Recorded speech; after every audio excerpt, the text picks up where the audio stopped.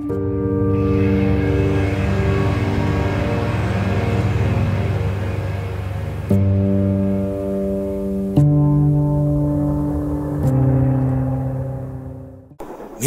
Zone, কিছু গল্প ও কিছু সত্যি ঘটনা যা শুনলে ভয় লাগবে,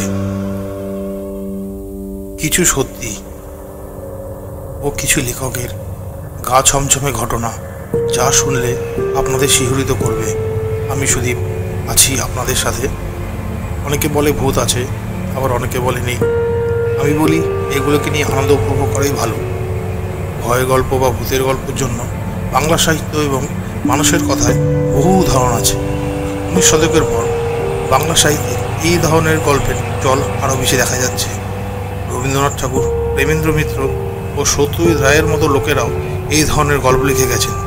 যাক, আর বেশি কথা বলে সময় নষ্ট করব না, এবার গল্পটি শোনা যাক।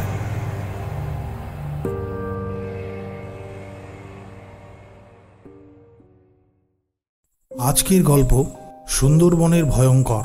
গল্পের লেখক কৌস্তব রায়। আষাঢ় মাসের মাঝামাঝি হতে চলল, তবু এবার খুব একটা বৃষ্টি হচ্ছে না। আমি আমার ছাদের ঘরে বসে বাইরের আকাশ দেখছিলাম। এমন সময় সিঁড়িতে দুপদাপ শব্দ শুনে পিছনে ফিরে তাকালাম। দেখি পুহুল ঘরে ঢুকেছে। সে হাজির হয়েই বলল, ঝটপট চল, অরণ্য দাদু এসেছেন, তোকে ডাকতে বলল আমায়। অরণ্য দাদু আসলে পতয়ের দাদু। পেশায় ছিলেন একজন ফরেস্ট রেঞ্জার। দীর্ঘ চাকরি জীবনে ঘুরেছেন অনেক জায়গায়। মাস চারেক পরপর আসেন পতয়ের বাড়ি, আর তখন আমাদের দারুণ দারুণ গল্প বলে শোনান। এর আগে যখন এসেছিলেন তখন সমুদ্রগড়ের এক জমিদার বাড়ির দারুণ এক ভৌতিক অভিজ্ঞতার কথা আমাদের শুনিয়েছিলেন। পতয়ের বাড়ি পৌঁছতে না পৌঁছতেই বড় বড় ফোঁটায় বৃষ্টি নেমে গেল। বাড়ির সামনে বারান্দায় ইতিমধ্যেই বাকিরা সব এসে উপস্থিত হয়েছে। স্বজনে খুব খেতে ভালোবাসত, আর যথারীতি একটা চিপসের প্যাকেট থেকে চিপস বার করে খেতে লাগলো। একটা চেয়ার আছে যেটায় দাদু এসে বসবেন।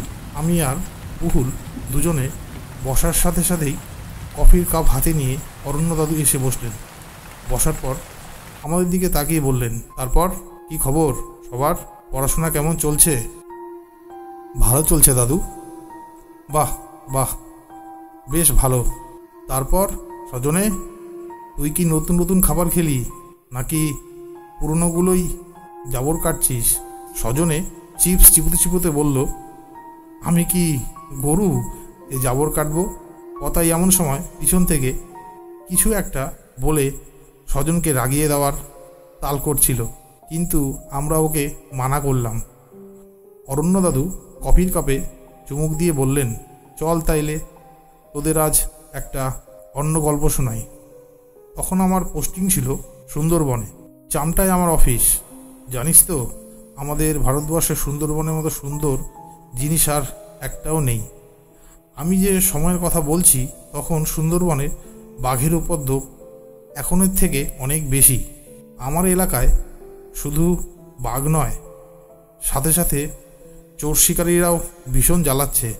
কিছুদিন আগেই এখানে একটা বেশ পরিচিত পুরনো বাঘের মৃতদেহ আমরা পেয়েছিলাম।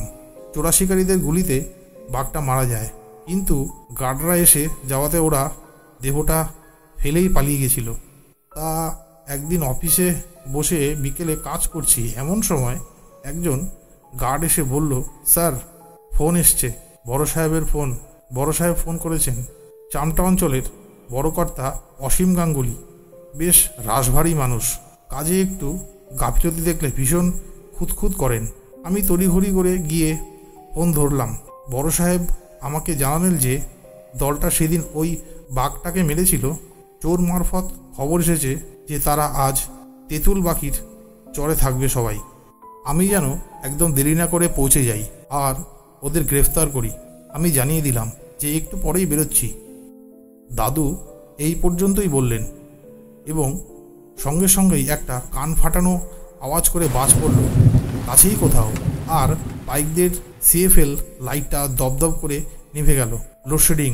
মেঘের জন্য অনেক তাড়াতাড়ি অন্ধকার নেমে এসেছে আজকে।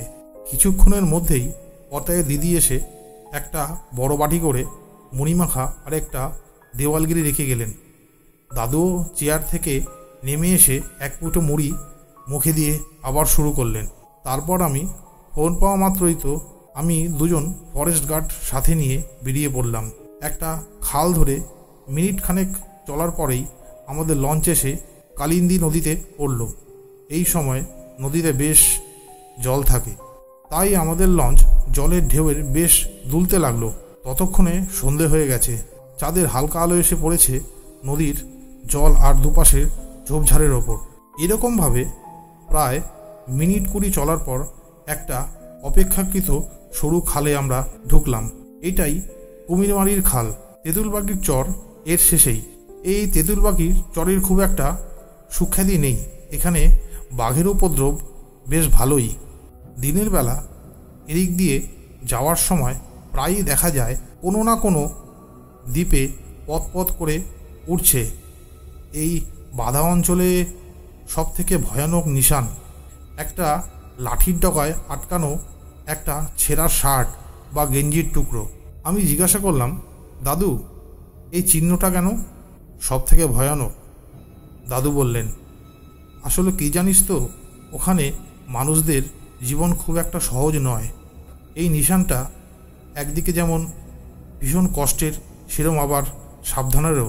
আসলে কি বলতো, যদি কোনো মানুষকে কোনো দ্বীপে বাঘি নিয়ে যায় বা মেরে ফেলে, তাহলে তার দলের সাথীরাই তার একটা কাপড়ের টুকরো লাঠির ডগায় আটকে সেটিকে পুঁতে দেয়।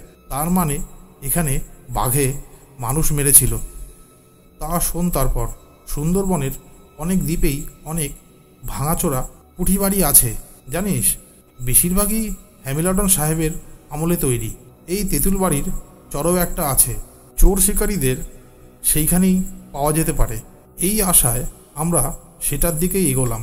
চারিপাশে বুলো হেতাল, গরানের ঝোপ, তাই ভেতরেই সন্ধ্যের অন্ধকারে একটা প্রাচীন জন্তুর মতন দাঁড়িয়ে আছে বাড়িটা। দরজা টরজার কোনো বালাই নেই। আমরা খুব সাবধানে যথাসম্ভব শব্দ না করেই ভেতরে ঢুকলাম, কিন্তু বাড়িটা পুরো ফাঁকা। চোর শিকারি কেন, কয়েকটা ইঁদুর চামচিকে ছাড়া আর কিছু নেই। আমরা এটা দেখে বেশ একটু দমে গেলাম। তাহলে কি আমরা আসবো এটা ওরা আগের থেকে জেনে গেল? যাকগে, এতটা এসেছি যখন অপেক্ষা করাই যাক। 3 জন মিলে একটা ঘরে বসলাম ঘাপটি মেরে। আমার সঙ্গে যে 2 জন গার্ড ছিল, তার একজনের নাম বিকাশ প্রামাণিক, আরেকজনের নাম ইসমাইল। বিকাশ আগে ছিল বাউলে, তার একমাত্র ছেলেকে বাঘে নিয়ে যায়, তারপর সে ফরেস্টের চাকরিতে যোগ দেয়। ইসমাইল আমাদের লঞ্চের ড্রাইভার। সন্ধে গভীর হতেই জঙ্গলের চেহারা পাল্টে গেল। বাইরের গাছপালার ভেতর থেকে নানা পোকামাকড় আর ঝিঝির শব্দ আমাদের কানে আসছে। দূরে কোথাও হরিণ ডেকে উঠল শুনতে পেলাম। টর্চ জেলে ঘড়িটা দেখলাম একবার, 8টা বাজে। এই পর্যন্ত বলে দাদু একটু থেমে জল খেলেন কিছুটা। আমরা তখন সবাই ঘন হয়ে বসেছি। ভেজা ঠান্ডা হাওয়া দেওয়ালগিরির আলোটিকে একটু কম্পন ধরিয়ে দিল, সাথে আমাদের ছায়াগুলো কেঁপে গেল। দাদু একটা মৌরি লজেন্স মুখে দিয়ে আবার ভরা শুরু করলেন। আমরা তো বসে আছি। বিকাশ মাঝে মাঝে জানলা দিয়ে উঁকি মেরে বাইরেটা দেখছে। আমি তাকে মানা করতে যাচ্ছিলাম, তখন আমার মনে হলো বাইরেটা বড্ড বেশি চুপচাপ হয়ে গেছে। সব পোকামাকড়ের আওয়াজ যেন চলতে চলতে দুম করে বন্ধ হয়ে গেছে। ঠিক সেই সময় আওয়াজটা শুনতে পেলাম আমিও। বাইরের খালের জলের ছলাৎ ছলাৎ শব্দ ছাপিয়ে আমার কানে এলো। একটা অস্পষ্ট ফ্যাঁসফ্যাঁসে কণ্ঠস্বর কে যেন হাহাকার করে ডেকে যাচ্ছে, বাবা এই তো আমি, তোমার গদাই, আমার কাছে এসো বাবা। যেন আমাদের আশেপাশের হেতাল গরনের ঝোপের ভেতর থেকে হাওয়ায় সেই আওয়াজটাকে আমাদের কাছে ঠেলে পৌঁছে দিচ্ছে। যেন তাকে দিতে হবে না, দিয়ে তার একদমই উপায় নেই। ইতিমধ্যেই বিকাশের দেখি মুখ চোখের ভাব বদলে গেছে। সে এবার বাইরের দিকে তাকিয়ে কাকে যেন খোঁজার চেষ্টা করলো। তারপরেই দাঁড়া গদাই, আসছি বলে ছুটে বেরিয়ে গেল ঘর থেকে। সঙ্গে সঙ্গে দেখি ইসমাইল, ও সর্বনাশ স্যার, শিগগিরই আসুন বলে বেরিয়ে গেল। আমি বাইরে এসে দেখি অন্ধকার অনেক বেড়ে গেছে। সমস্ত দ্বীপের সব কিছুর মধ্যে থেকে যেন ওই অশরীরী কণ্ঠস্বর, তার সেই ডাক আমাদের কাছে পৌঁছে দিচ্ছে, বাবা এই তো আমি, আমার কাছে এসো। বিকাশের পেছনে যেতে যেতে আমি ইসমাইলকে জিজ্ঞাসা করলাম, গদাই কে? আর বিকাশ ওরকমভাবে বেরিয়ে গেল কেন? ইসমাইল বলল, স্যার গদাই বিকাশের ছেলে, ওকে বড়মামু নিয়ে গেছে গত বছর। এ বেগভূত স্যার, তাড়াতাড়ি চলেন, নইলে বিকাশকে বাঁচানো যাইব না। কথাটা শুনে আমার সমস্ত শরীর বেয়ে যেন একটা আতঙ্কের স্রোত নেমে গেল।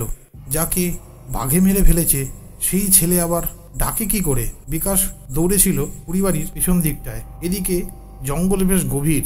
সে জঙ্গলে ঢুকে যাওয়ায় কিছুটা আগেই ইসমাইল জোরে দৌড়ে তার ওপর ঝাঁপিয়ে পড়ল। আমি তাদের কাছে যাওয়ার মধ্যেই ইসমাইল বিকাশকে মাটিতে ফেলে তার ওপর চড়ে বসেছে, আর বিকাশ ছটফট করছে। আমি বিকাশকে জিজ্ঞাসা করতে যাব, এই সময় আমার চোখ পড়ল সোজাসুজি আমরা যে জায়গাটায় দাঁড়িয়েছিলাম সেখান থেকে একটু দূরেই গভীর জঙ্গলের শুরু। জায়গাটায় অনেক ঝোপঝাড় আর পুরো হাকুচ অন্ধকার। সেদিকে চোখ পড়তেই আমার সমস্ত শরীর যেন আতঙ্কে হিম হয়ে গেল। ওই অন্ধকারের মধ্যেই স্পষ্ট দেখলাম একটা সুন্দরী গাছের নিচে যেন অন্ধকার জমাট বেঁধে আছে।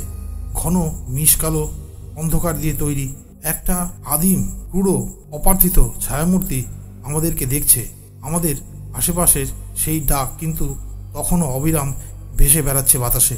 ইসমাইলও মনে হয় সেই মূর্তিটাকে দেখে একটু অন্যমনস্ক হয়ে পড়েছিল। সেই সুযোগে বিকাশ তাকে এক ঘুষতে ছিটকে ফেলে দিয়ে উঠে দাঁড়ালো। আমি তখন নড়তেই পারছিলাম না।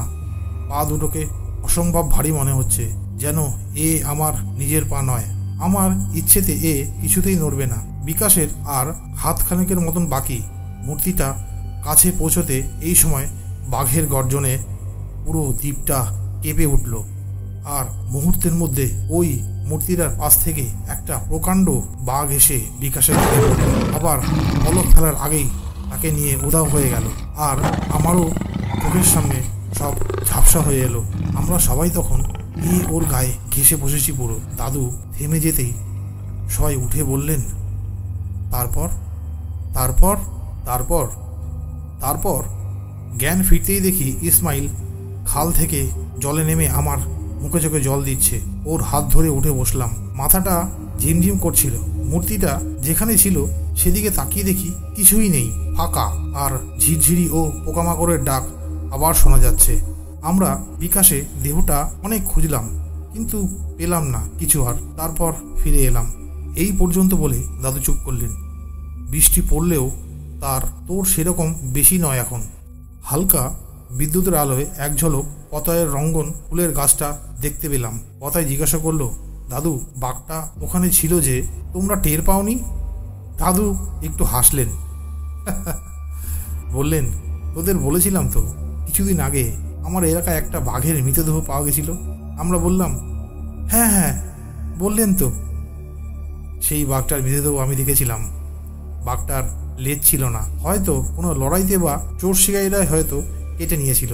তারপর একটু চুপ করে থেকে বললাম, যে বাঘটা বিকাশকে সেদিন তুলে নিয়ে গেল সেই বাঘটারও লেজ ছিল না। দাদুর কথাটা শেষ হতে না হতেই আবার জোরে বিদ্যুৎ চমকে উঠল। আর কোথা থেকে জানি দমকা একটা হাওয়া এসে নিভিয়ে দিয়ে গেল দেওয়ালগিরিটা। এই হচ্ছে ঘটনা। গল্পটা বেশ সুন্দর না? পড়লাম, বেশ ভালো লাগলো। আপনারা শুনুন, আপনাদের কীরকম লাগে কমেন্ট বক্সে জানাবেন। আর কোথা থেকে শুনছেন কমেন্ট বক্সে অবশ্যই জানাবেন। গল্পগুলো যদি ভালো লাগে চ্যানেলটিকে সাবস্ক্রাইব করে বেল নোটিফিকেশনটি অন করে দেবেন। চ্যানেলটি সাবস্ক্রাইব করলে আমার গল্পগুলোর পড়ার তাগিদ আর একটু বেড়ে যায়, আর আপনারাও শুনতে পারেন, আমারও ভালো লাগে।